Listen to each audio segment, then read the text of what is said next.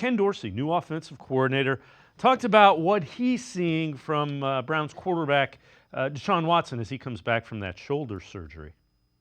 He's progressing well for us. I think he's doing a really good job, one, managing his body, managing his shoulder, having great open communication with us to make sure it feels like it's in the right space for him so he can go out and play confident.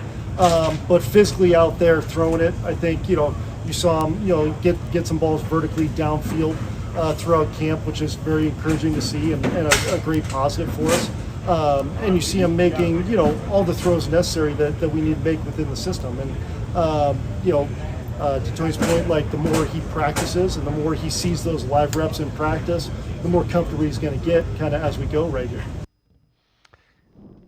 Again, it's training camp. There's not a lot of hitting going on. It's 11 on 11.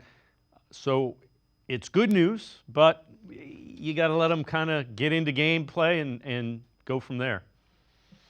Yeah, that's why I'm going to be curious, over the next couple days and weeks to see how many preseason reps Deshaun Watson gets. You assume he might not get any in the second game against the Vikings because they have the joint practices.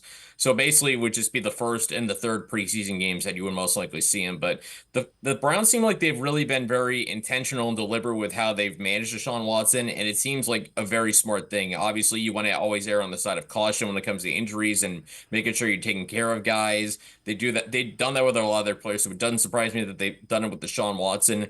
And really, the thing that we've seen, when you look at some of those videos that have been posted out of training camp, if you had not been told that Deshaun Watson had shoulder surgery, you would not have known that he had just had shoulder surgery based on some of the throws. Yeah, the deep ball, I think, still has to get there. He had a couple nice ones on Sunday, but it seems like he's in a pretty good place right now as far as his recovery is concerned. Now the next step, like you said, live reps and, being in a game situation where the threat of getting hit is real and apparent. So we'll have to see how he responds to that test, because that basically is one of the last steps in his rehab.